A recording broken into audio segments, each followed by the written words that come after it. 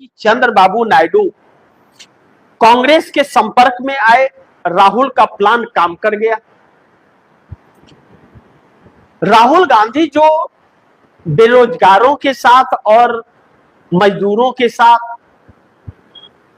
और छात्रों के साथ जो अपना कम्युनिकेशन बना रहे हैं और जिस तरह से आंध्र प्रदेश के अंदर राहुल गांधी एंट्री मार रहे हैं, इससे चंद्रबाबू नायडू की मुश्किलें बढ़ी हुई हैं। लेकिन एक समीकरण पर चंद्रबाबू नायडू का ध्यान और जाता है, क्योंकि बड़ी माहिर आदमी है, कि साउथ के अंदर पूरी तरह से भाजपा खत्म हो रही है और कांग्रेस मजबूत हो रही है। ऐसे में साउथ के 5 राज्य हैं और एक केंद्र शासित प्रदेश है। 5 राज्यों में 4 राज्यों के अंदर कांग्रेस की सरकार हो गई, 3 राज्यों में पूर्ण बहुमत की सरकार और 1 में गठबंधन की सरकार। ऐसे में चंद्रबाबू नायडू को डर लग रहा है कि आंध्र प्रदेश के अंदर कांग्रेस सर्वाइव बहुत तेजी से कर रही है और चूंकि जगन मोहन रेड्डी मुख्य विपक्षी पार्टी और सत्तारूढ़ दल चंद्रबाबू नायडू की टीडीपी दोनों ही भाजपा के साथ हैं और भाजपा दोनों का पकड़ के रखी है।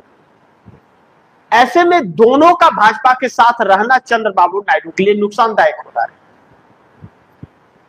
और चंद्रबाबू नायडू मोदी की वजह से चंद्रबाबू नायडू के वोट बैंक पर उसका प्रभाव गलत पड़ रहा है। ऐसे में कांग्रेस के पक्ष में माहौल आंध्र प्रदेश के अंदर बनता हुआ नजर आ रहा है 2029 चुनाव के मद्देनजर। तो अब चंद्रबाबू नायडू रेवंत रेड्डी से मुलाकातें हुई या उनके बेटे नारा लोकेश रेवंत रेड्डी से मुलाकातें हुई।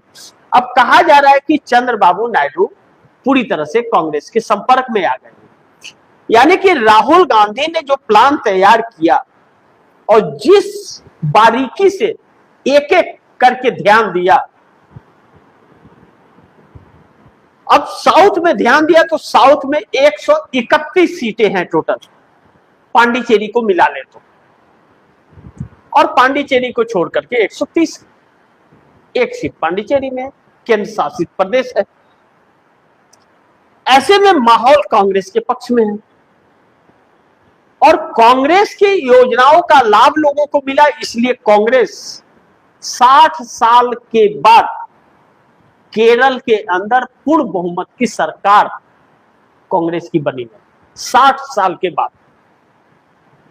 और 30 सालों में स्टालिन ने कांग्रेस को तमिलनाडु में सरकार में शामिल ही नहीं होने दिया और उसे उठने ही नहीं दिया। तो एक झटके में स्टालिन के डीएमके का साथ छोड़ के कांग्रेस विजय के साथ चली गई और उनकी सरकार बनवा दी। अब ऐसे में कांग्रेस सरकार में भी शामिल हो गई। तो आंध्र प्रदेश के अंदर कांग्रेस इसलिए सरवाइव कर जाएगी क्योंकि तेलंगाना और आंध्रा एक था, तो आंध्रा के लोगों को कांग्रेस की योजनाओं का लाभ काफी हुआ है।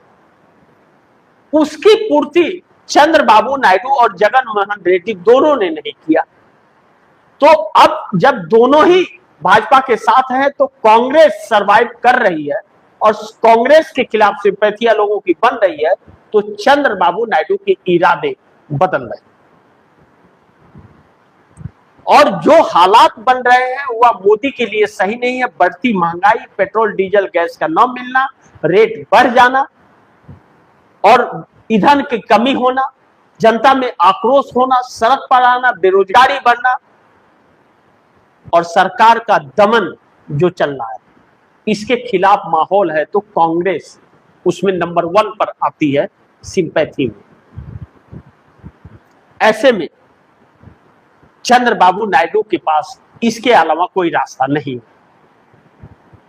अब आने वाला वक्त बताएगा कि चंद्रबाबू नायडू कांग्रेस के साथ जाते हैं या नहीं जाते हैं, या तो वक्त बताएगा। लेकिन एक बात तय है कि राहुल का प्लान काम कर गया, इसमें कोई शक नहीं। बाकी देखते हैं क्या होता है। जो भी होगा खबरें आप दर्शकों तक लाता रहूंगा। आप दर्शकों की क्या राय है, क्या सुझाव है, कमेंट बॉक्स में जरूर दीजिएगा। और इस खबर को ज्यादा से ज्यादा शेयर कीजिएगा, अपने दोस्तों को भी कहिएगा आगे शेयर करें। और आपने टीएफडी इंडिया न्यूज़ 24 को सब्सक्राइब नहीं किया, सब्सक्राइब कर लीजिए, अपने दोस्तों को भी कहिएगा सब्सक्राइब करें।